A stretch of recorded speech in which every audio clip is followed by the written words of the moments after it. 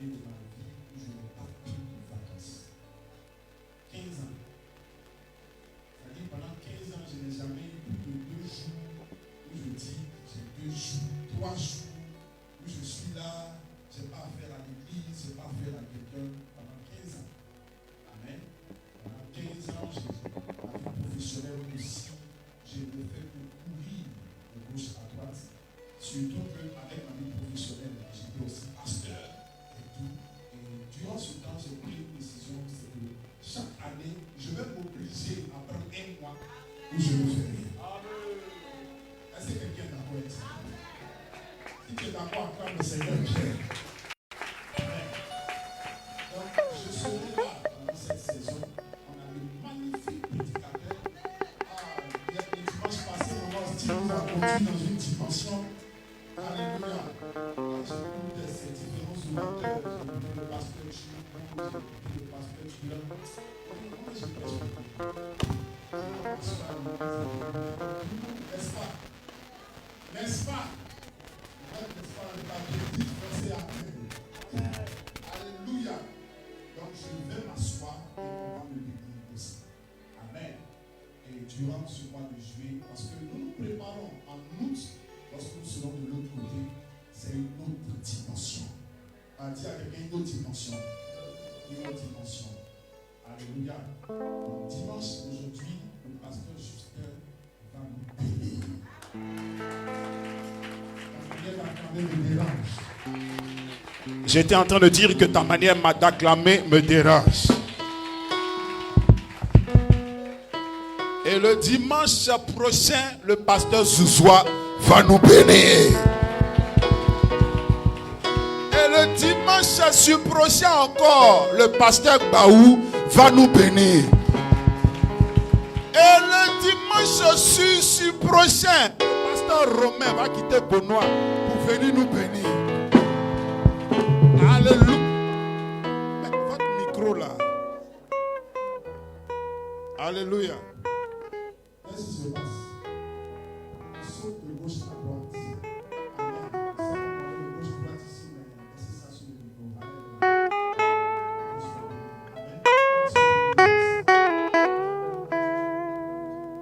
Je vais vous dire une chose. Quel que soit le vase qui sera utilisé, sachez qu'il y a une onction de Dieu qui sera donnée. J'aimerais que chacun ouvre son cœur. Parce que je crois que nous, dans cette église, nous avons quitté la dimension là, si ce n'est pas papa ou Koudou qui a prêché, c'est que ce n'est pas bon. Amen.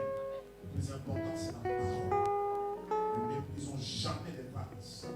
Je crois que chaque homme de Dieu dans cette église a un mandat, a une grâce, a une onction de Dieu. Et je le crois. Si je ne le croyais pas, je ne travaillerais pas avec eux, je ne les consacrerais pas dans le ministère. Amen. Et je crois que beaucoup de personnes, j'écoute les femmes. Je vous assure, je vous écoute, vous tous.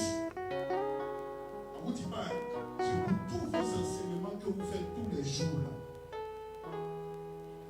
Je vous écoute. Je vous écoute. Et je ne vous le dis pas, je vous écoute. Je sais, j'écoute chacune. Même pour les cuisines, j'écoute. C'est ça le pastorat. Alléluia. C'est de savoir mettre ses oreilles partout. J'écoute ça.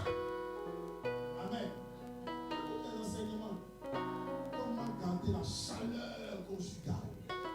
J'écoute. Et après, j'écoute. Quand vous disiez de péché, appliquez ce que vous dites.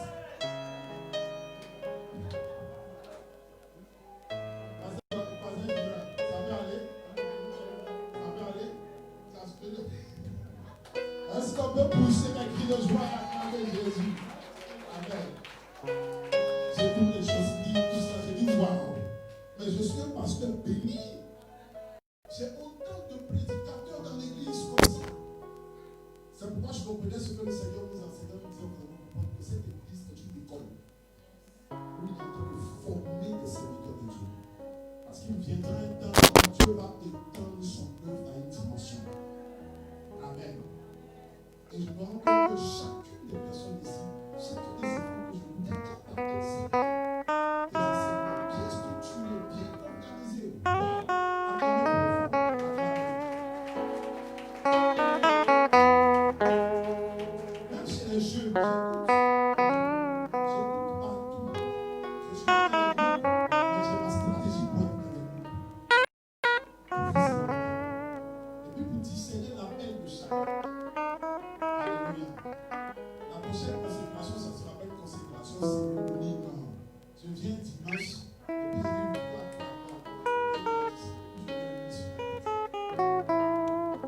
ça va descendre. Amen. Nous allons recevoir notre orateur international. Amen. C'est un homme de Dieu. J'ai la grâce de Dieu. Je crois la grâce dans sa vie. Amen. Je crois la grâce dans sa vie. Je crois que c'est une bénédiction, pas seulement pour notre Église, mais une bénédiction nationale et une bénédiction internationale. C'est une bénédiction pour cette Église de la foi. C'est pourquoi aujourd'hui nous allons ouvrir le cœur et recevoir le pasteur Justin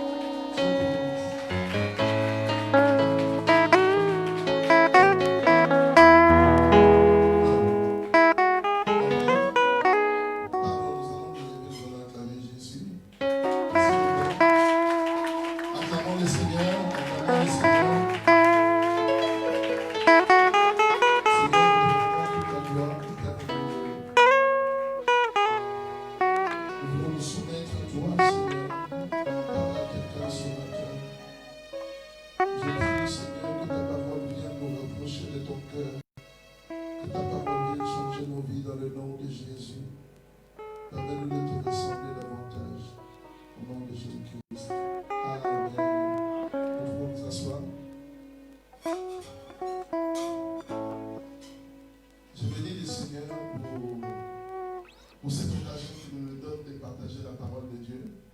Amen. Et c'est une responsabilité, c'est une lourde responsabilité que de parler de la part de Dieu. Parfois on a l'habitude de se dire, bon, on vient dimanche, le pasteur va nous parler, mais on ne se rend pas compte de tout ce qu'il y a derrière. En fait, on ouvre la bouche pour parler et dire ce que Dieu veut dire. Ce n'est pas une mince affaire. Amen. Je prie le Seigneur pour qu'il parle réellement au travers de ma vie. Cette semaine, j'ai bien demandé qu'est-ce que je devais partager avec le peuple de Dieu. Il m'a donné quelque chose pour toi. Amen. Je ne sais pas si tu m'entends là-bas derrière. Il m'a donné quelque chose pour toi. Ce n'est pas pour ton voisin, c'est pour toi. J'ai dit le Seigneur pour le pasteur Patrick qui me donne l'occasion de partager la parole de Dieu ce matin. Et je bénis le Seigneur aussi pour son épouse. Et là où elle est, que Dieu la bénisse abondamment. Au moment qui me suit, je bénis au nom de Jésus. Et j'aimerais que nous puissions ouvrir nos Bibles. Excusez-moi, nous allons encore nous lever. Nous allons ouvrir nos Bibles dans le livre d'Ésaïe, chapitre 61. Nous allons lire, c'est un peu long. Levez-vous et puis nous sommes dans Ésaïe, chapitre 61. Vous allez me suivre. Le pianiste, reste là s'il te plaît. Je joue quelque chose. Si tu peux rester. Okay. Nous lisons la parole de Dieu. Nous sommes dans Ésaïe chapitre 61, versets 1 à 7. L'Esprit du Seigneur, l'Éternel, est sur moi, car il m'a oint pour porter de bonnes nouvelles aux malheureux. Il m'a envoyé pour guérir ceux qui ont le cœur brisé, pour proclamer aux captifs la liberté, aux prisonniers la délivrance, pour publier une année de grâce de l'Éternel et un jour de vengeance de notre Dieu. Amen. Petit stop. La vengeance, notre Dieu. On n'a pas dit la vengeance Justin Cabassé. Amen. Est-ce que quelqu'un me suit? La vengeance, notre Dieu. La vengeance de notre Dieu. Amen. Pour consoler tous les affligés, pour accorder aux affligés de Sion, pour leur donner un diadème au lieu de la cendre, une huile de joie au lieu du deuil, un vêtement de louange milieu d'un esprit abattu, afin qu'on les appelle des térébintes de la justice. Une plantation de l'Éternel pour servir à sa gloire. Ils rebâtiront sur d'anciennes ruines. Ils relèveront d'antiques décombres. Ils renouvelleront des villes ravagées. Ils dévastés depuis longtemps. Des étrangers seront là et feront paître vos troupeaux. Des fils étrangers seront vos laboureurs et vos vignerons. Mais vous, on vous appellera sacrificateur de l'Éternel. On vous nommera serviteur de notre Dieu. Vous mangerez les richesses des nations. Je prie que quelqu'un le dise amen. Vous mangerez les richesses des nations et vous glorifierez de leur gloire. Au lieu de votre eau pauvre, vous aurez une portion double. Oh, j'ai dit une portion double. L'Éternel dit à quelqu'un ce matin, une portion double. Au lieu de l'ignominie, ils seront joyeux de leur part. Ils posséderont ainsi le double de leur pays, et leur joie sera pas seulement parfaite, mais éternelle. Acclamons la parole de Dieu. Acclame bien la parole de Dieu. Acclame la parole de Dieu ce matin. Nous pouvons nous asseoir. Nous pouvons nous asseoir. Ce texte, c'est le prophète Ésaïe qui a écrit ce texte à peu près 600 ans avant Jésus-Christ. Amen, amen. Il a écrit ce texte presque 600 ans avant Jésus-Christ. Regardez maintenant qu'est-ce qui se passe. Un jour dans Luc chapitre 4, Jésus quitte le désert.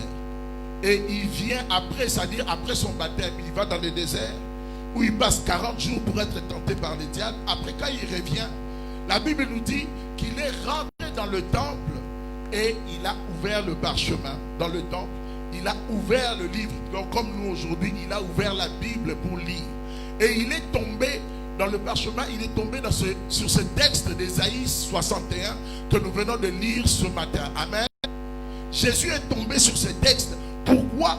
Parce que l'accomplissement de ce texte était en lui. Amen. Quand la Bible dit l'Esprit du Seigneur l'Éternel est sur moi, car il m'a oint. La Bible est en train de parler de Jésus-Christ. Et Jésus a accompli ce texte. Nous sommes dans Luc chapitre 4, versets 18 à 19. La Bible nous dit ceci. Est-ce que je peux avoir de l'eau s'il vous plaît? La Bible nous dit ceci. L'Esprit du Seigneur, encore, c'est le même texte, est sur moi, parce qu'il m'a oint pour annoncer une bonne nouvelle aux pauvres. Il m'a envoyé pour guérir ceux qui ont le cœur brisé, pour proclamer aux captifs la délivrance, aux aveugles le recouvrement de la vue, pour renvoyer libres les opprimés, publier une année de grâce du Seigneur. Amen, amen.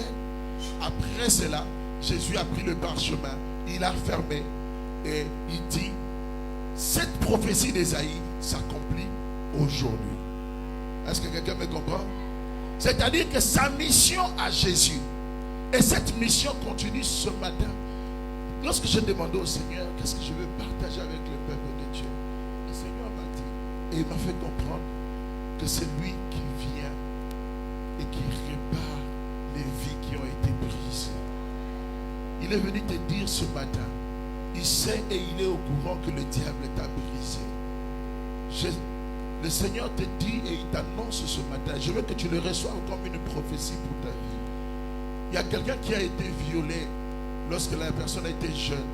Le Seigneur te dit, je suis venu, je suis le réparateur de cœurs brisés. Les vies qui ont été brisées, les gens qui ont été maltraités, les gens qui ont souffert. Tu es passé par un désert financier, un désert de n'importe quelle sorte. Jésus dit, je suis le réparateur. Jésus te dit ce matin, je viens réparer ce qui a été brisé dans ta vie. Le thème de ce matin, c'est le réparateur de vie brisé. Amen.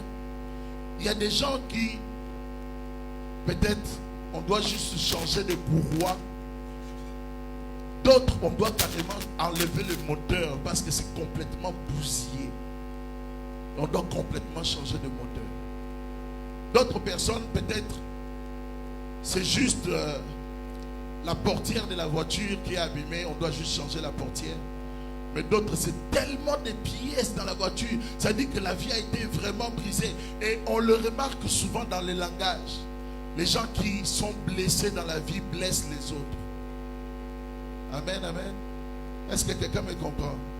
Si tu sais que tu as l'habitude de parler et quand tu parles, tu blesses les autres, tu dois savoir et reconnaître que tu es un blessé. Amen, amen.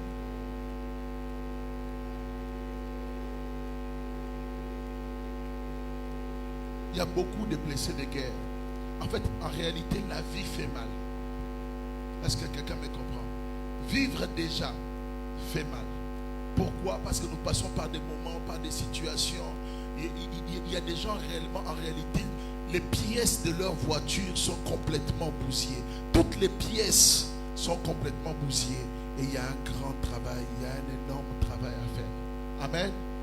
Et Jésus est venu te dire ce matin que c'est lui qui répare les vies qui ont été brisées. Amen.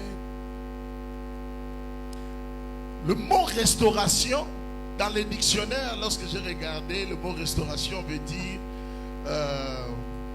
ramener à l'état initial. C'est-à-dire que comme c'était avant, on ramène à l'état initial. Moi, j'ai une bonne nouvelle à vous annoncer. Ce n'est pas ce que dit ma Bible. Le mot réparation dans la Bible ou restauration dans la Bible, ce n'est pas ramener à l'état initial. Amen, amen, amen. On va les lire. Je suis dans le livre de Job. Job chapitre 42 verset 10 dit ceci. Qui connaît l'histoire de Job? Tout le monde se rappelle de tout ce que Job a vécu.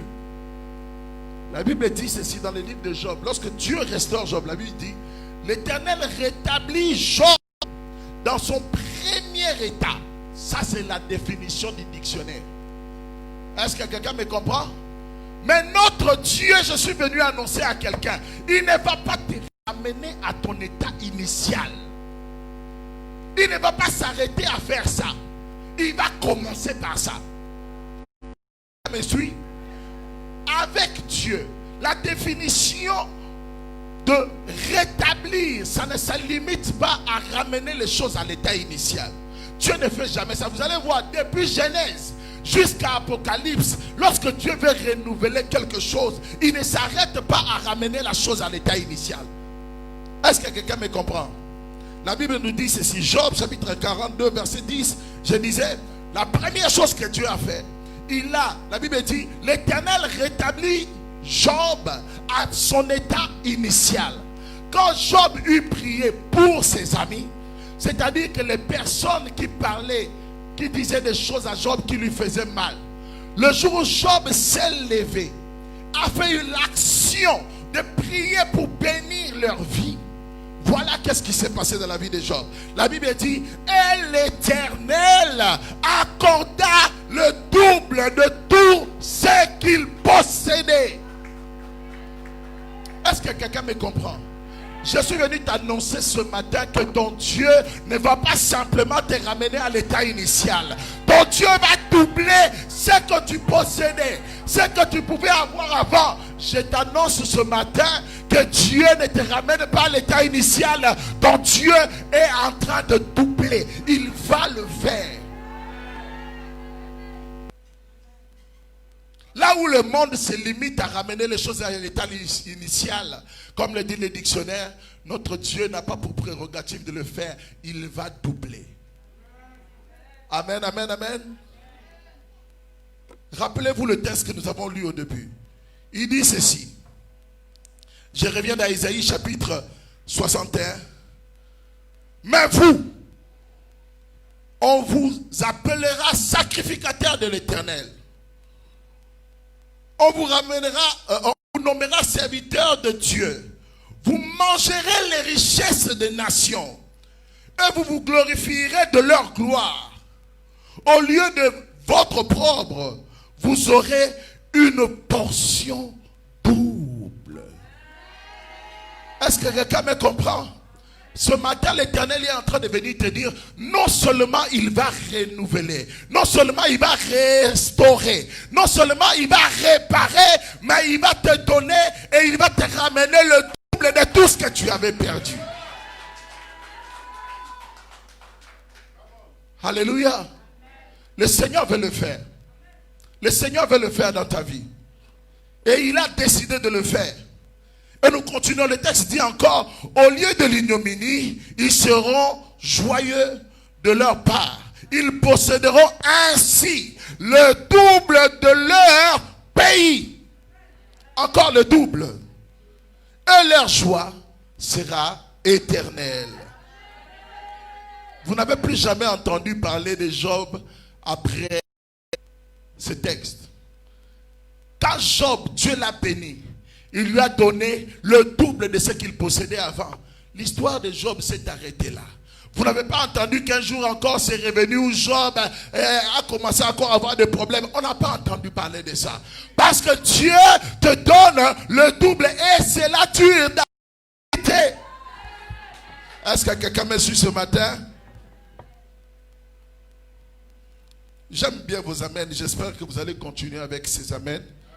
J'espère que vous allez continuer même quand on va rentrer dans l'exercice. Comment faire pour se positionner. Amen, amen, amen, amen, amen.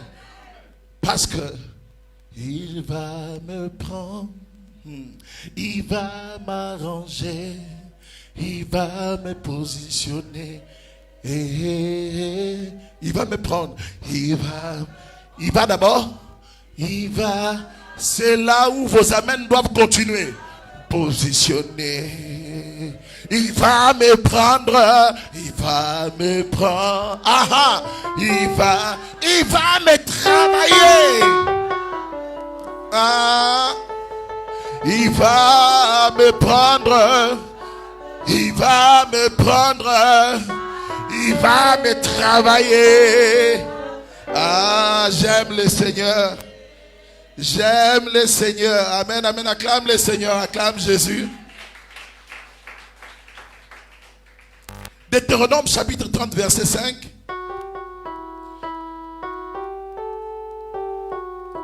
L'Éternel ton Dieu te ramènera dans le pays que possédaient tes pères.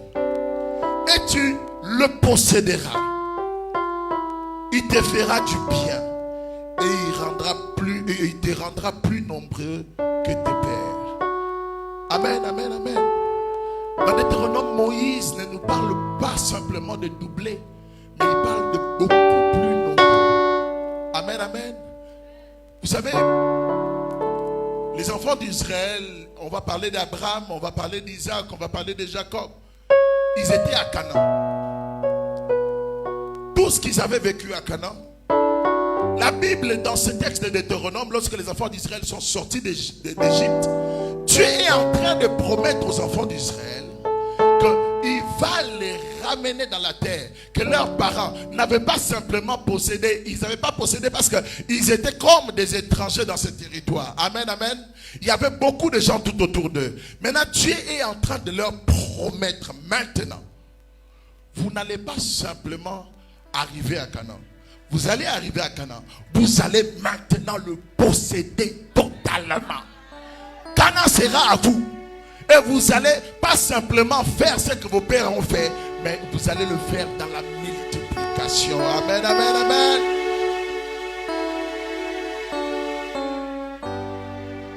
Nous sommes maintenant dans le Nouveau Testament. Une autre personne qui s'est posé la même question que nous ce matin. Seigneur, nous avons tout quitté. J'ai laissé le business. Je ne sais pas qu'est-ce que vous avez quitté.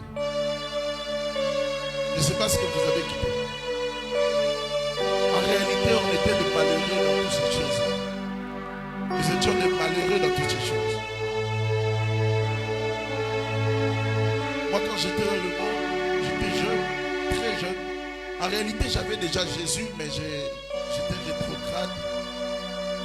Je vivais mal. J'avais beaucoup de mauvaises choses, mais en réalité, la chose dont je vais vous parler aujourd'hui, c'était le vol. J'ai volé. Il y a des gens qui sont étonnés.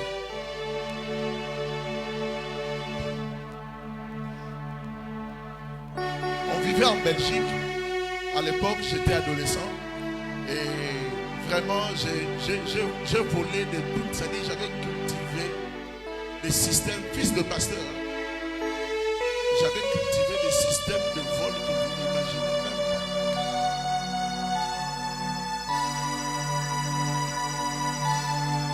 On va s'arrêter là. On ne va pas glorifier les diables ce matin.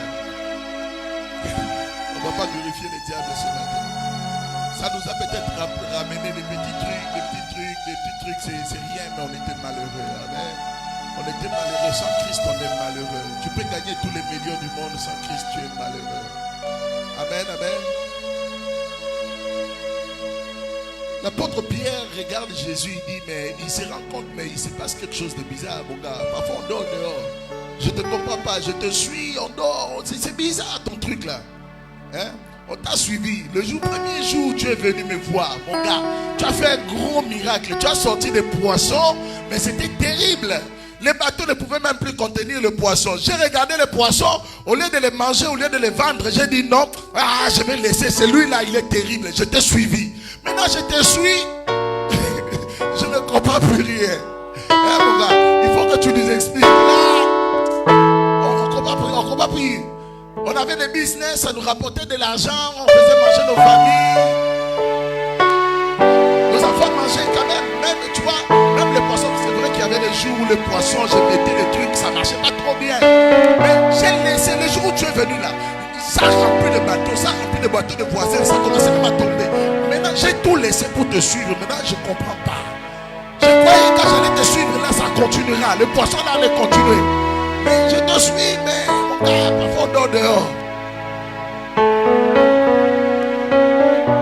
Qu'est-ce qui se passe? Il y a beaucoup de gens qui ont laissé, je me rappelle, il y a des sœurs dans cette église, il y a des gens, quand je leur parlais de Jésus, ou même ailleurs, hein, il y a beaucoup de gens, parfois on a du mal. Hier, ma femme m'a posé la question. Le Seigneur l'a conduit à aller parler à certaines catégories de personnes. Et elle me fait les signes de ne pas citer. Bon, c'est pas grave, on va y aller. Lorsqu'hier, elle m'a demandé, papa, vraiment, je ne comprends pas. J'ai peur. J'ai dit, pourquoi tu as peur? Elle m'a dit, je ne sais pas qu'est-ce que je vais leur dire. Je lui ai demandé, qui t'a envoyé? Oh Dieu. J'ai dit, mais qui t'a envoyé? Mais si c'est Dieu qui t'a envoyé, fais ta part. Il fera sa part. Amen. Fais tout ce que tu es capable de faire. Et lui, il fera pour toi ce que tu n'es pas capable de faire. Amen, amen. Nous avons parlé comme ça hier. Mais en même temps, je me suis rappelé de beaucoup de choses. Même à Tunis, depuis longtemps. Il y a une fille, je vais donner un exemple qui est un peu lointain pour que les gens ne se retrouvent pas. Elle sortait avec deux gars. Et vraiment cette dame, cette soeur plutôt, elle avait envie de s'attacher à Jésus. Elle est venue me voir, elle dit, mais je n'ai pas de bourse d'études, je n'ai pas un parent qui s'occupe de moi, je n'ai rien. Je vais le laisser. Celui-là s'occupe de ça, celui-là s'occupe de mes études, celui-là s'occupe de ma maison, de manger. Comment je vais laisser ce gars? Je vais vivre. Il y a beaucoup de gens qui ont vécu ce genre de situation où ils étaient obligés d'abandonner. Ils étaient obligés, chez nous au Congo on les appelle le Mouchina. Ici, un homme qu'on utilise pour répondre à nos besoins. Il n'y a pas un homme. Hein? Pointeur. Akuka. Au Congo, quand on dit le mot Mouchina, là c'est profond, ça veut dire que c'est le gars que moi, je suce l'argent et puis je fais ce que je veux. Voilà ton bail. Amen, amen. Il y a beaucoup de sœurs qui se sont retrouvées devant des choix comme ça. Je parle de sœurs. Après, c'était difficile. Après, parfois, même moi, j'ai pleuré par rapport à ça. j'ai regardé la soeur, j'ai dit à la soeur, le jour où je lui parlais, je lui disais, le Seigneur allait prendre soin de toi. Et après, je vois la soeur calée, la soeur souffre. Je dis, Seigneur! On a versé des larmes pour des choses comme ça. J'ai dit, Seigneur, mais tu m'avais mis des paroles dans ma bouche. Tu m'avais dit que tu allais t'occuper de la soeur. Qu'est-ce qui se passe? Pierre a posé la même question à Christ. Regardez la réponse du Christ. Il y a beaucoup de choses que nous ne comprenons pas. Il y a beaucoup de choses que nous ne saisissons pas. Le moment où tu es en train de passer par le désert, il faut savoir toujours là. Je veux que quelqu'un me comprenne bien. Il est toujours. Le plus important, c'est de se rassurer de sa présence. Ce n'est pas la difficulté du temps. C'est de se rassurer de sa présence. Il dit à Pierre, Matthieu chapitre 19, verset 29, et quiconque aura quitté à cause de mon nom ses frères, ses soeurs, son père, sa mère, sa femme et ses enfants, ou ses terres, ou ses maisons, recevra. Vous savez, j'aime Jésus. Le dictionnaire a dit, il ramène à l'état initial. L'enseignant a dit, il double. Jésus lui dit, vous recevrez le centuple.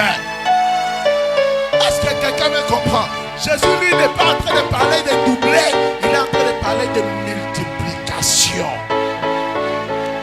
Je ne sais pas si vous êtes en train de comprendre que comment on appelle ça, le système a changé. On était ramené à l'état initial, égal à égal.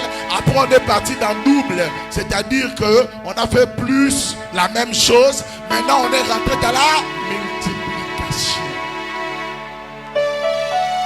Oh, j'aime Jésus, j'aime Jésus, j'aime Jésus. Et il est venu, je ne sais pas si tu as pleuré pendant des jours en disant, Seigneur, j'ai laissé ça. Seigneur, j'ai abandonné telle chose pour toi. Jésus est venu te dire ce matin qu'il ne t'a pas oublié. Il t'aime encore. Il ne t'a pas oublié. Jésus ne m'a pas oublié. Il ne m'a pas oublié.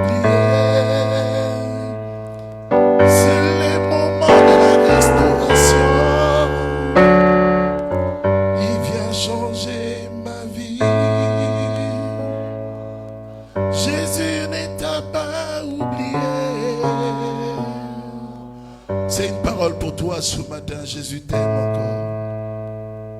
Jésus t'aime encore. Quelle que soit la difficulté, tu as passé des années, tu cherches un homme, tu cherches à te stabiliser dans ta vie, tu cherches un emploi, tu veux une situation beaucoup plus stable. Tu as pleuré à Jésus, tu as parlé à Dieu. Il vient te dire ce matin qu'il ne t'a pas oublié. T'aime encore. Alléluia. La Bible dit, vous recevrez au centuple et héritera de la vie éternelle. Amen, amen, amen. Comment maintenant attirer cette faveur de Dieu? Se positionner. Comment se positionner pour vivre cette grâce de Dieu? Cette grâce est disponible ce matin. Aujourd'hui, au nom de Jésus, j'aimerais que chacun parmi nous soit conscient de l'onction qui est déversée ce matin, qui a la possibilité et la capacité de restaurer une vie ce matin. Je veux que tu sois conscient de cette onction, que tu sois conscient de la présence de Dieu qui est capable de restaurer tout ce qui a été brisé dans ta vie. Ce matin, l'onction est disponible, mais il y a un positionnement. Est-ce que quelqu'un me suit? Il y a un positionnement. Il y a quelque chose, il y a une disposition du cœur. Le Seigneur est conscient de ta douleur. Il a entendu tes cris depuis des années. Aujourd'hui, il vient te dire, je t'aime mon fils, je vais te restaurer. Mais tu dois te positionner. Est-ce que quelqu'un me suit? Je vous annonce que l'onction est disponible ce matin. Tu dois simplement le saisir et tu dois te positionner pour vivre ces choses. La première chose, point 1.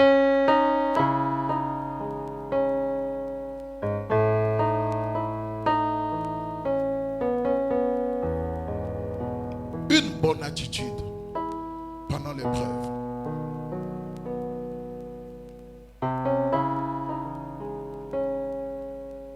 Est-ce que vous savez pourquoi les enfants d'Israël ont fait 40 ans dans le désert? Mauvaise attitude. Très souvent, nous prolongeons nous-mêmes nos déserts. Très souvent. Pour rendre les moments difficiles de nos vies. Simplement. Vous savez combien de jours à vol d'oiseau? C'est 11 jours. Quitter l'Égypte jusqu'à Canaan. 11. Et ils ont fait 40 ans. Et regardez ce qui se passe pendant les 40 ans. Murmure sur murmure. Ils râlent. Ils se plaignent. Arrêtez de râler. Arrêtez de vous plaindre. Arrêtez de vous plaindre sur votre situation. Sachez-le que Dieu est au courant. Dieu est au courant de votre situation. Si Dieu n'était pas conscient de votre situation, c'était une autre chose. Mais Dieu t'annonce qu'il est au courant. Si tu es son enfant, il est au courant.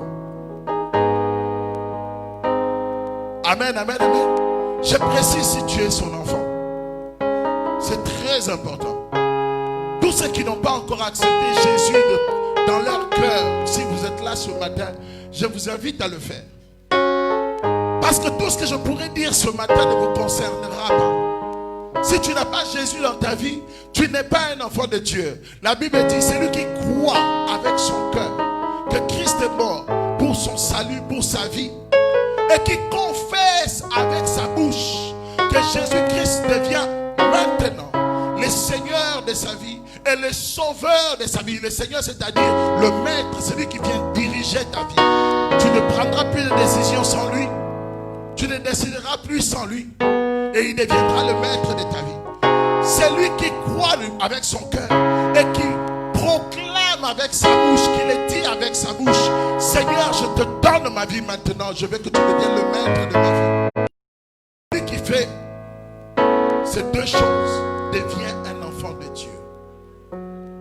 Devenir un enfant de Dieu est aussi simple que ça. Tu le fais avec ton cœur. Ton cœur croit. Ta bouche proclame. Tu deviens un enfant de Dieu. Et tu pourras bénéficier de tout ce que nous pourrons dire ce matin. Est-ce que quelqu'un me suit? Je ne sais pas si je dois faire l'appel. Je vais faire l'appel. J'aimerais quand même. Lève ta main si tu es là et que tu n'as pas. Non, non, non. Pas tout le monde. Je dis simplement ceux qui n'ont jamais confessé Jésus de leur bouche pour dire: je te donne ma vie, Seigneur Jésus. Aujourd'hui, je t'appartiens. Je deviens ton enfant ce matin. Si tu n'as jamais fait cette prière, pendant que tout le monde a les yeux fermés, j'aimerais juste que tu lèves ta main là où tu es. Nous avons nos yeux fermés. Tu lèves ta main là où tu es. Gloire à Dieu. Lève ta main. N'aie pas peur. Alléluia. Baisse ta main. Je vais prier. Tu vas répéter après moi. Seigneur Jésus, merci pour cette occasion que tu me donnes. Je te donne, je t'appartiens. Aujourd'hui, tu es mort à la croix pour me donner la vie. Mais je le crois ce matin. Me voici. Aujourd'hui, je t'appartiens. Conduis-moi. Je t'accepte ce matin comme mon Seigneur et le Sauveur de ma vie. Marche avec moi. Je suis ton enfant. Je suis devenu ton enfant. Et je vivrai avec toi jusque dans l'éternité. Au nom de Jésus. Amen. Sache-le que tu es devenu un enfant de Dieu ce matin. Amen, amen, amen. Une bonne attitude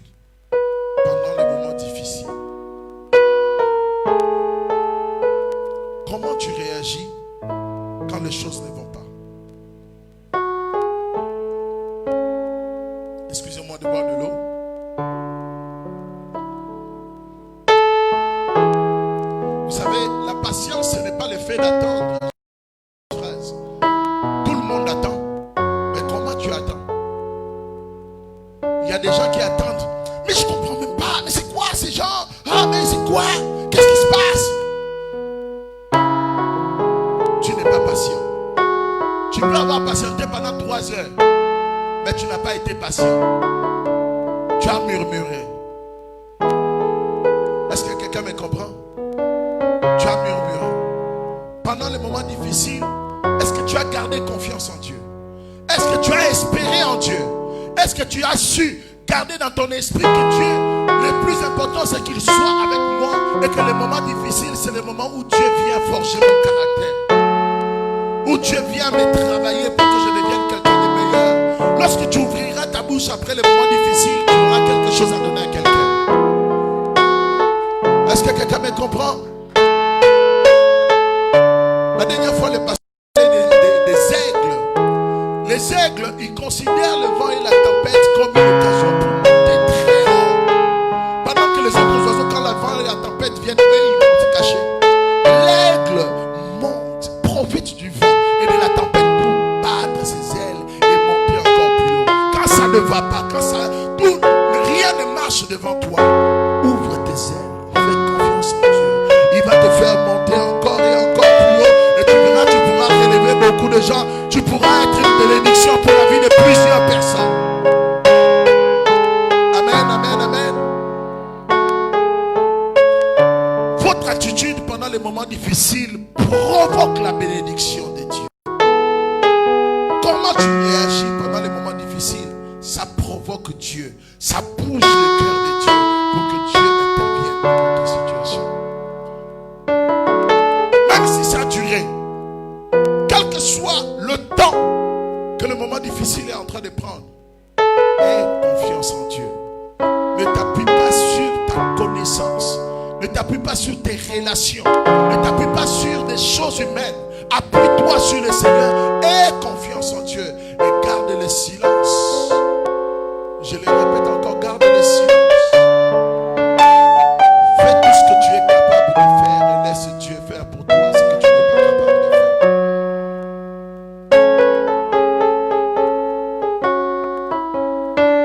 La deuxième chose qui est très importante, point 2, notez. Vous devez accepter, réaliser que vous êtes quelqu'un de brisé ou de blessé. Il y a beaucoup de gens, même quand j'ai parlé tout à l'heure, j'ai dit que quand tu parles mal, tu baisses les gens. Ces personnes ne sont même pas conscientes qu'elles parlent mal. Ces personnes ne sont même pas conscientes que ce sont des blessés de guerre. Si tu n'es pas conscient que la vie t'a blessé, t'a donné un comportement qu'en réalité tu ne devrais pas avoir.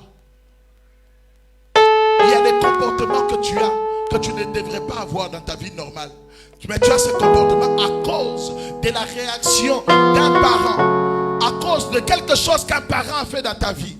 Les parents qui insultent les enfants, les parents qui disent des mauvaises choses sur les enfants, ça crée des comportements dans la vie de ces enfants. Vous êtes habitué à des insultes, vous allez insulter d'autres personnes. Vous êtes habitué à ce qu'on vous maltraite, vous allez vous aussi maltraiter d'autres personnes. Vous devez reconnaître avec votre cœur que vous êtes quelqu'un de blessé, quelqu'un de brisé dans la vie. Une personne qui ne reconnaît pas sa blessure ne peut pas soigner cette blessure. Une personne qui n'est pas consciente que je suis blessé, j'ai un problème, ne peut pas se soigner. Est-ce que quelqu'un me comprend? On est tous des blessés de guerre ici. Je suis en train de regarder beaucoup de blessés de guerre en face de moi. Je regarde. Chacun d'entre nous a été blessé quelque part par quelqu'un. Il y a même des gens qui ici n'ont pas pardonné.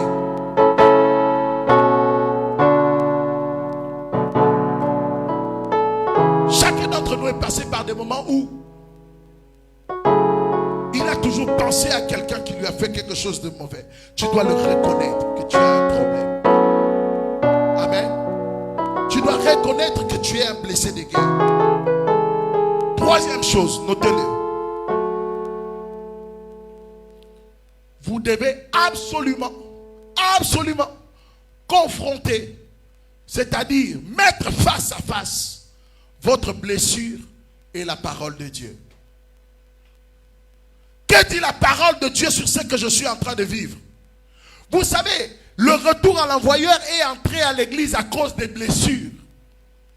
Les gens dans les églises font le retour en voyeur parce qu'ils sont blessés. Ils se souviennent, leur chair se souvient de la blessure. Il dit, non, je ne peux pas laisser. C'est lui qui m'a touché. Je vais lui renvoyer ce qu'il m'a donné. Tu as l'attitude du diable. Que fait le sorcier? Le sorcier fait du mal. Et quand tu fais du mal, que tu le fasses au nom de Jésus ou à n'importe quel nom tu fais du mal, tu ressembles au sorcier. Est-ce que quelqu'un me comprend? Il y a beaucoup de choses qui se sont infiltrées dans l'église à cause de la chair qui a parlé. La chair de l'homme a réagi. On veut se venger. On critique et on parle beaucoup d'ennemis à cause de la chair. On se compare à cause de la chair. Que dit la Bible? Que ça soit difficile ou pas, j'obéirai à la parole de Dieu. Je ne donnerai pas d'excuses à la chair. Parfois j'ai entendu des choses mais incroyables. J'ai entendu des choses. Quelqu'un qui... Parfois, à un moment, il y a tellement d'hommes de Dieu sur Internet que parfois il y a des moments où tu te demandes, finalement on écoute qui et quoi, comment. Amen. J'ai entendu quelqu'un dire un truc comme, toi, la Bible dit, tu dois rendre le bien à celui qui te fait du mal. Est-ce que tu sais le mal que les gens font aux gens? Un homme de Dieu sur la chair. Il y a des douleurs que les gens font aux gens. On peut pas dire ce que la Bible dit là. C'était dans les temps de Jésus. Attention. Quelle que soit la dureté, quelle que soit la difficulté de ce que la parole de Dieu est en train de dire, la parole de Dieu ne compte pas sur ta chair pour être obéi. La parole de Dieu compte sur l'Esprit de Dieu qui habite en toi. Est-ce que quelqu'un me comprend? Je sais qu'il y a des gens qui nous ont fait beaucoup de mal. Il y a des situations dans lesquelles nous nous sommes retrouvés. La parole de Dieu reste la parole de Dieu. Elle est immuable. Ce n'est pas la parole de Dieu de quitter là où elle est pour venir nous rejoindre nous. C'est à nous de quitter là où nous sommes pour aller vers la parole de Dieu et d'obéir à la parole de Dieu. Quand Jésus dit pardonnez, je viendrai sur le pardon tout à l'heure. Nous devons absolument nous battre à confronter nos douleurs, nos situations, en sachant que Dieu est capable totalement de nous guérir et de nous guérir bien. Confronte ta situation à la parole de Dieu. Regarde, la parole de Dieu dit quoi par rapport à ma situation? Quelle est la réaction que je dois avoir? Tu es une femme. Ton mari se comporte mal. Quelle que soit la taille ou le problème de ton mari, j'ai l'habitude de dire cette phrase. Arrêtez d'avoir affaire aux hommes. Vous devez avoir affaire ou à Dieu, ou à vous-même, ou au diable. Est-ce que quelqu'un me comprend? Si tu as affaire aux hommes, si dans ta tête tu vois un homme, mon mari me fait du mal, regarde son comportement, regarde, tu n'as pas affaire à un homme. Le diable l'utilise pour faire ce qu'il peut faire. Toi, tu dois avoir affaire à Dieu. Quand tu as affaire à Dieu, tu te dis, c'est une épreuve. Dieu ne tente pas, Dieu éprouve. C'est comme l'examen pour que tu passes en classe supérieure. Quand tu as affaire à Dieu, tu dis, c'est une épreuve. Quand tu as affaire au diable, tu dis, le diable veut me tenter pour que je pêche contre Dieu, pour que je réagisse mal contre mon mari. La Bible me dit, soumets-toi à ton mari, mais le diable veut que je puisse désobéir à mon mari. Amen, amen. Tu as affaire ou à Dieu, ou au diable, ou à toi-même. C'est toi-même le problème. Ça veut dire qu'il y a quelque chose à changer en toi. Amen, amen. Confrontez votre vie à la parole de Dieu.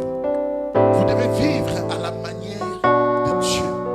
Vous devez arrêter de vivre selon vos propres pensées, selon la culture de votre famille, selon la culture de Bété ou de Balouba du Congo, des villageois, je ne sais pas, de quel village. Vous devez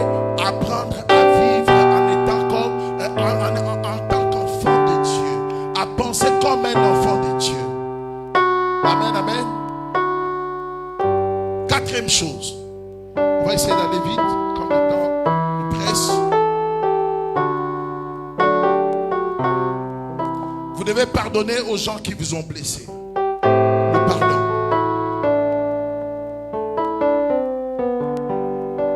Vous savez la différence qui existe entre la méfiance et la prudence. La Bible nous dit soyez prudents comme le serpent. Mais la Bible ne nous a pas dit d'être méfiants. La méfiance, c'est-à-dire Fabien me fait du mal aujourd'hui. Plus jamais je ne vais parler avec Fabien. Parce que je me méfie de lui. Je sais que si j'amène Fabien à côté de moi, il va me faire encore du mal. Est-ce que quelqu'un me comprend? La prudence, c'est j'ai rétabli ma relation avec Fabien. Tout va bien entre moi et Fabien. Mais je ne suis pas bête. Je sais que Fabien un jour m'a fait du mal. Je suis prudent. Est-ce que quelqu'un me comprend?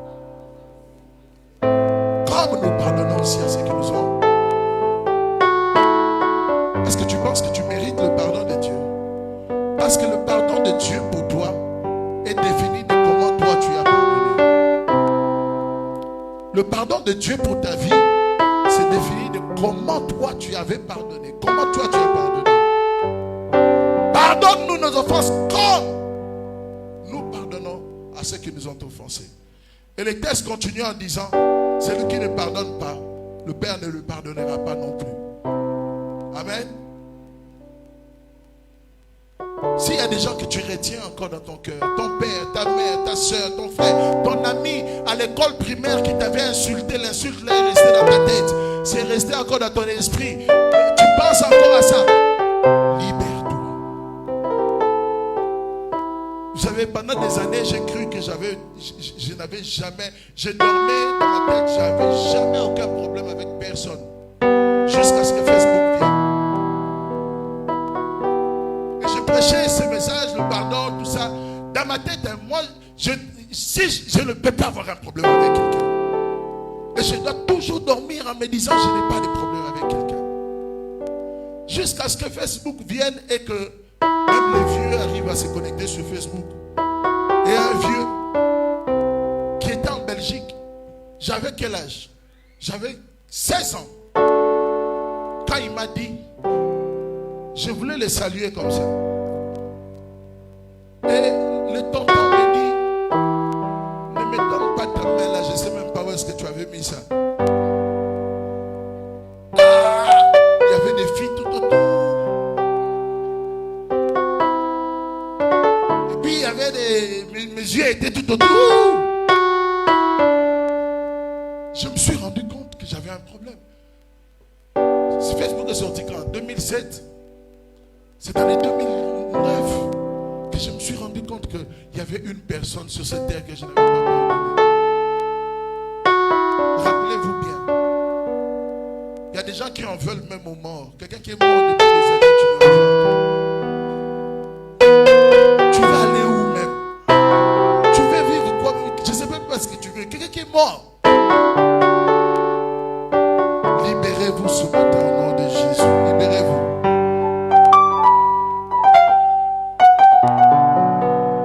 Vous devez maintenant, la cinquième chose, notez. Arrêtez de vous concentrer sur les gens qui vous rappellent vos blessures. Vous savez, nous vivons cette vie. Arrêtez de vous rappeler, je répète la phrase. Arrêtez de vous concentrer sur les gens qui vous rappellent vos blessures. Il y a des gens qui sont spécialistes, parfois même les chrétiens, malheureusement, qui sont spécialistes pour rappeler les gens combien ils sont médiocres. Vous travaillez pour le diable si vous faites ça. Faites attention. Vous devez être des boosters de vie. Des gens qui vous poussez les gens à aller plus loin, à leur montrer c'est la gloire de Dieu dans leur vie. Vous ne devez pas être des gens qui écrasent, qui rappellent aux gens combien ils sont médiocres, combien vous leur rappelez le problème de sa vie. La personne porte ses problèmes depuis des années. Tu viens encore, tu lui mets ça encore sur le dos. Et toi là vraiment, je dis pas la chose. Amen, amen. Si tu veux vivre totalement la guérison, vous savez, quand j'ai une plaie, je dois prendre le médicament pour mettre sur la plaie et ça fait mal. Quand tu confrontes ta vie à la parole de Dieu, ça fait mal. C'est pour ça que tout le monde, parfois sur Internet, les gens ont l'habitude de se concentrer à parler des problèmes des autres. Regardez sur Facebook. Les gens pointent toujours les autres, mais ils ne savent pas que leur bonheur, c'est dans le changement de leur vie. Ne passe pas ton temps à être là en train de citer le problème. Tel a fait ça, tel a fait ça. Regarde, les gens qui font ça, la seule chose qu'ils font, c'est de fuir leur réalité pour pouvoir se cacher et ils ne vont jamais changer. Est-ce que vous avez déjà vu un arbitre avoir un ballon d'or? Jamais. L'arbitre, il est sur le banc de touche. Et il est là, il regarde, il dit, ouais, vous avez fait ça, vous avez couru là-bas. Les ballons d'or, c'est pour Messi, c'est pour les grands joueurs. Les Cristiano Ronaldo, c'est eux qui ont les ballons d'or. Travaillons pour avoir les ballons d'or. Ne soyez pas là en train de pointer du doigt. Tel pasteur a fait ça. Tu es un arbitre. Tu n'auras jamais les ballons d'or. Tu es sur les bancs de touche. Toi, tu es juge. Tu lèves la main. Oh, hors-jeu. Jamais ballon d'or. Regarde même leur salaire. C'est eux qui jouent sur le terrain. Ils donnent même carton rouge. Le salaire du joueur à qui il vient de donner carton rouge, là, ça peut lui payer sa maison. Ça peut lui faire toute sa vie.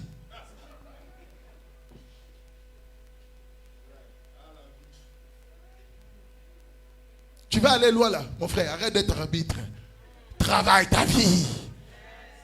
Bénis la vie des autres. Sois un booster de vie. Booster de vie. Booster de vie. Booster de vie. Lève-toi, commence à booster les vies. Si tu n'es pas en train de booster les vies, c'est que tu es en train de changer ta vie. Il y a deux choses. Où je change ma vie, où je booste la vie des autres. À Kao, il n'y a rien d'autre.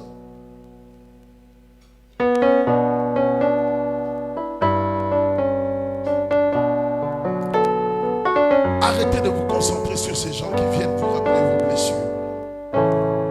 Ces gens qui viennent, qui vous disent, ces arbitres, ces arbitres qui viennent, qui vous disent, ah, toi tu carton rouge. Quand tu as dit carton rouge, carton vert, arrêtez. Ne vous concentrez pas sur eux, ne les regardez même pas. Amen, amen. Faites un effort. Que les paroles des autres ne viennent plus perturber vos cœurs. La Bible dit, garde ton cœur plus que toute autre chose. Que les blessures ne reviennent plus dans ton cœur. C'est dans ton cœur que vient les sources de la vie. Ne laisse personne par ses paroles venir encore briser ton cœur. Venir encore déranger ton cœur. Le Seigneur vient restaurer ton cœur. Ne laisse personne rentrer dedans pour venir encore placer des choses. Amen, amen, amen, amen. Sixième chose. Quand les choses ne vont pas, quand rien va dans ton couple, quand rien ne va tout autour de toi, nous avons la facilité d'accuser les autres, de pointer du doigt des autres. Je vais te dire une chose. C'est toi qui dois changer.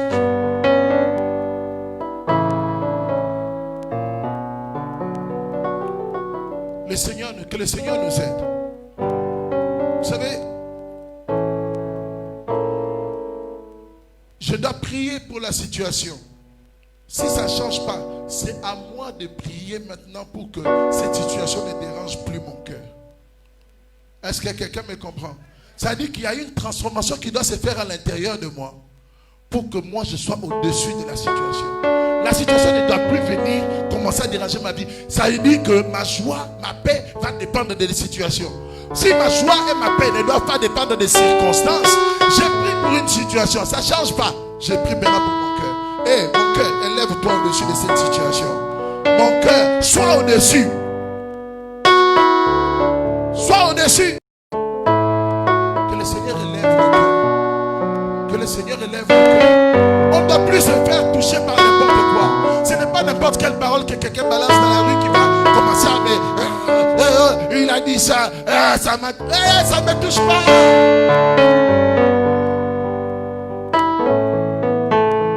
On est vacciné.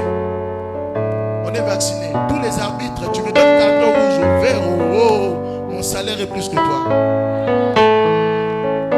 On est vacciné. Quand les choses ne vont pas, je vais travailler mon cœur pour que mon cœur s'élève au-dessus des situations. Et je continue à garder ma joie. Je continue à garder ma paix. C'est la solution même pour ne pas murmurer pendant les moments difficiles. C'est la solution même pour avoir la bonne attitude. Commence à prier pour ton cœur. Ça demander à Dieu à élever ton cœur. Demande à Dieu de mettre ton cœur au-dessus. Et la dernière chose que nous devons noter, c'est que nous devons nous positionner dans cette grâce de l'Éternel qui est déversée ce matin. La dernière chose, continue à espérer en Dieu. Continue à espérer. Continue à espérer en Dieu. Continue à espérer en Dieu. Quoi qu'il arrive, quoi que l'on dise, même si on est parti te mettre dans un trou profond, quelle que soit la profondeur de ton trou, Ésaïe chapitre 59, si je ne me trompe pas, dit la main de l'Éternel n'est pas courte pour nous bénir. La main de l'Éternel est capable de te retirer de n'importe quelle force, de n'importe quel trou dans lequel les hommes tombent. Continue à espérer en l'Éternel. Oh Père, je te bénis, je te rends toute la gloire. Est-ce qu'il y a des hommes qui veulent qu'on prie pour eux ce matin? Viens. Si tu veux, tu as besoin de prière ce matin, parce que nous avons dit, tu sais que dans ton cœur, il y a tellement de blessures qui te donnent des comportements, qui te donnent des réactions. Viens, n'hésite pas, viens ce matin, nous allons prier pour toi, fais comme mon frère. Viens, si la parole de Dieu t'a touché ce matin, et que tu sais que tu n'as pas pardonné, tu veux vivre le vrai pardon. Tu veux te libérer ce matin, n'aie pas honte. Pourquoi tu vois des gens qui ont honte? Je sais que nous sommes tous des blessés de guerre ce matin. Chacun a des décrets différents. Il y a beaucoup de blessés de guerre. J'en vois plein de moments de blessés de guerre. N'ayez pas peur. Avance ce matin, nous allons prier pour vous. Avance ce matin. Le Seigneur t'a parlé ce matin, il veut te faire du bien ce matin. Je vois encore des gens qui hésitent. C'est pas grave. Reste là où tu es. Et commence à parler à Dieu. Tu vas déclarer sur ta vie. Tu vas commencer à parler à Dieu. Parle à Dieu. Commence à dire à Dieu. Commence à dire à Dieu de venir et de restaurer ta vie. De restaurer ta vie. De venir et de restaurer ta vie. De t'aider à pardonner. De t'aider à pardonner. Le pardon n'est pas un sentiment. Le pardon, c'est d'abord une décision que tu prends. Tu dois d'abord prendre la décision de pardonner. Le sentiment va suivre après. Prends d'abord la décision de pardonner. Tu dois libérer les gens dans ton cœur. Tu dois les rendre libres. Commence à parler à Dieu maintenant. Commence à parler à Dieu maintenant. Demande à Dieu de libérer le cœur. Demande à Dieu de libérer ton cœur pour que tu sois capable de pardonner. Parle à Dieu. Même vous qui êtes devant, commence à parler à Dieu. Demande à Dieu d'intervenir dans ta vie. Demande au Seigneur d'intervenir dans ta vie. blessés de guerre, que le Seigneur s'élève dans nos cœurs. Que le Seigneur s'élève dans nos vies. Que le Seigneur vienne restaurer nos âmes brisées. Tu sais que ton cœur est brisé, tu sais que ton âme est brisée par les paroles des gens, par les paroles des gens qui t'ont fait du mal. Tu sais que les paroles des gens t'ont beaucoup blessé et que la vie te blesse encore. Lorsque tu vois certaines personnes, ça te fait mal. Il y a même des visages seulement lorsque tu regardes la personne, ça te fait mal d'être en face de cette personne. Oh, demande à Dieu de te libérer ce matin. Demande à Dieu de te rendre libre ce matin. Demande à Dieu de te donner une liberté ce matin. Seigneur, nous te rendons toute la gloire. Nous te célébrons ce matin parce que tu es notre Père, parce que tu es notre Dieu. Merci pour ta parole. Merci pour le positionnement que tu nous donnes ce matin. Merci parce que tu nous positionnes pour vivre la gloire de Dieu. Ta parole dit que tu ne ramènes pas à l'état initial, mais toi tu viens doubler, tu viens même multiplier. Oh Rabashataye de Rebosha. Père, je prie pour la multiplication dans la vie de mon frère qui est là. Je prie pour la multiplication de la vie de mon frère, de la vie de ma soeur, de la vie de ma maman. Seigneur, je déclare maintenant dans leur vie, au nom de Jésus, au nom de Jésus, je déclare la restauration des vies brisées. La restauration des vies brisées. Restaure leur cœur, restaure leurs âmes. Au nom de Jésus, que l'âme de maman soit restaurée. Restaure des vies, Seigneur, ce matin. Que le cœur des hommes soit restauré ce matin. Même celui qui n'a pas voulu avancer, je déclare maintenant, dans le nom de Jésus, que ta main puissante restaure. Père, nous te célébrons ce matin parce que tu nous as exaucés. Nous le croyons. Et je prie que cette parole reste à jamais gravée dans les cœurs de tes enfants. Pour que dans leur quotidien, dans leur vie de chaque jour, que tu continues à les restaurer.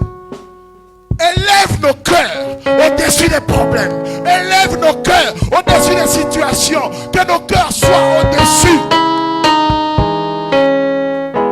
Donne-nous la force de vivre ta parole, d'obéir à ta parole, de pardonner là où tu dis de pardonner, de rendre le bien à ceux qui nous font du mal. Au nom de Jésus. Merci pour ta parole. Merci pour la puissance de ta parole. Merci pour ta présence et ta faveur au milieu de nous. C'est au nom de Jésus que nous avons prié. Nous acclamons Jésus. Nous sommes tous debout. Acclame le Seigneur. Que Dieu bénisse le Seigneur. Est-ce qu'on peut acclamer le Seigneur? Alléluia. Est-ce qu'on peut pousser des cris de joie pour lui? Alléluia. Béni soit ton nom, Seigneur. Élevons la voix, disons merci au Seigneur pour sa parole. Disons merci au Seigneur pour sa parole.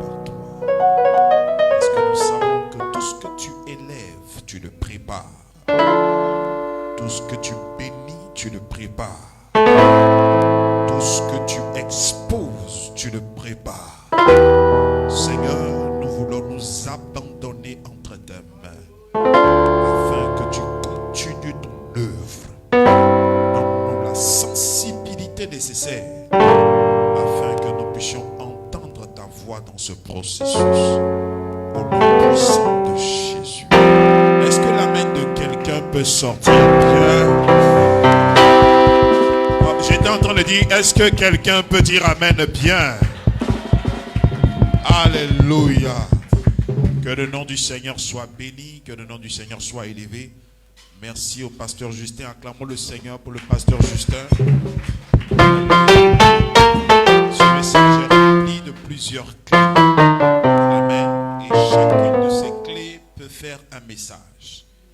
Alléluia. Chacune des clés qui a été donnée est tout un message. Et je prie que chacun puisse appliquer ces différents éléments dans sa vie. Amen.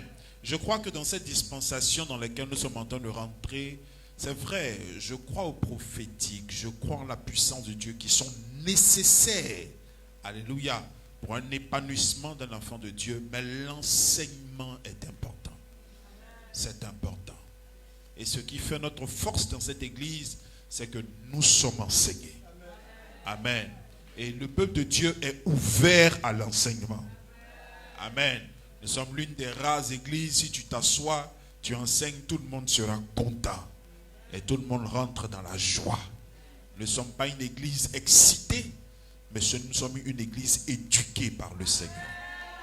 Que le Seigneur continue à nous donner cette sensibilité-là. Amen. Aimez la parole de Dieu. Aimez la parole de Dieu. Aimez l'enseignement. Amen. Alléluia. Alléluia. C'est l'enseignement qui fait grandir. C'est l'enseignement qui va vous permettre de vous développer en Christ. C'est l'enseignement qui va vous donner de vous enraciner. Amen. Que le Seigneur soit béni. Alléluia. Nous allons ensemble nous disposer pour une partie du culte. Alléluia. Que nous allons faire maintenant. Nous allons passer à la Sainte.